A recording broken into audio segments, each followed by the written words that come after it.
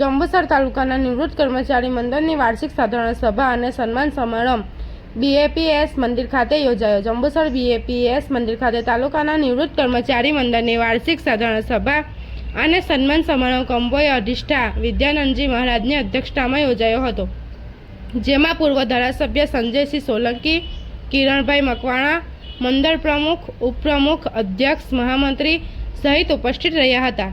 જંબુસર તાલુકાના નિવૃત્ત કર્મચારી મંડળમાં 930 સભ્યો છે।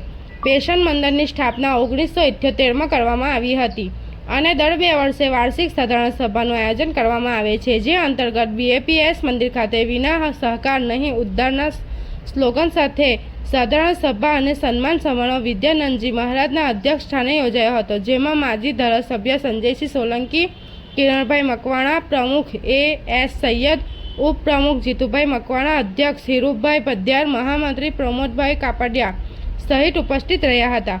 ઉપસ્થિત મહેમાનોના હસ્તે દીપ પ્રગટ્યા બાદ પ્રાર્થનાથી પ્રારંભ કરાયો હતો। આ પ્રસંગે મંડળના હોદ્દેદારો, પ્રમુખ, ઉપપ્રમુખ, સેક્રેટરી સહિતના વર્ણની સર્વોનું મતે બિનહરીફ કરવામાં આવી હતી। ત્યારબાદ જે પેન્શનરોએ શ્રીજી શરણ થયા હોય તેઓને શ્રદ્ધાંજલિ આપવામાં આવી હતી અને સને 2023-24ના આવક જાવકના હિસાબો, ઓડિટ રિપોર્ટ સહિત સાધારણ સભાની કાર્યવાહીમાં તમામ કામોને સર્વાનુમતે બહાલી આપવામાં આવી હતી તથા મંડળના વિકાસ માટે તાલુકા કક્ષાએ કચેરી શરૂ કરવાની રજૂઆત કરી હતી તથા જૂની પેન્શન યોજના લાગુ કરવા 8મા પગાર પંચ, મોંઘવારી હપ્તા સમયસર ચૂકવવા અંગેની ચર્ચા કરવામાં આવી હતી અને કર્મચારીઓને પડતર પ્રશ્નો માટે મંડળની જ્યારે જરૂર પડે ત્યારે રૂબરૂમાં સંપર્ક કરવા મંડળ દ્વારા જણાવ્યું હતું।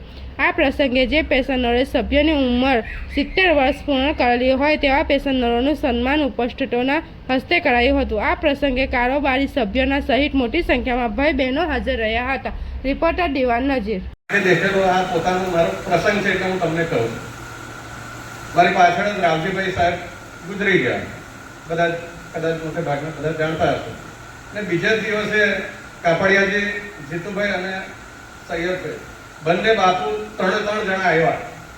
કહેવાનો મતલબ મારો એ છે કે જ્યારે ગુજરી ગયા પછી દોડવા વાળું કોઈ નથી રહેતું અને આ મંડળ આ કામ કરે છે, એટલે ખરેખર છાતી ઠોકીને કહેવાનું મન થાય કે આપણા મંડળની અંદર આ જે પ્રવૃત્તિ થઈ રહી, સરકારશ્રી તરફથી તમને પણ ઘણી બધી યોજનાઓનો લાભ મળતો હશે કદાચ નિવૃત્ત લોકોને, દાખલા તરીકે કાનની બેરાશ વધારે પડતી આવતી હોય, આપણે આ ફોનનો ઉપયોગ કરીએ એટલે તરત પણ એ કાન માટેનું જે મશીન પણ અત્યારે આપણી સરકાર આપી રહી છે, એ કદાચ બધાને ખબર હશે। હું પણ તમારા જેવા જ, મારા ફાધર પણ એક અધિકારી હતા અને હું એનો દીકરો છું, એટલે મને કહેવાનું મન થાય કે જ્યારે તમે બધા નિવૃત્ત થાવ ને, નિવૃત્ત થયા પછી બધા પ્રવૃત્તિથી દૂર જતા રહે, પણ મારો કહેવાનો મતલબ એ છે પ્રવૃત્તિમય જ રહેતો। એનું કારણ જુદું છે કે પ્રવૃત્તિમય રહેલો વ્યક્તિ હશે ને, હું એવું માનું છું કે 100ની નજીક જીવશે।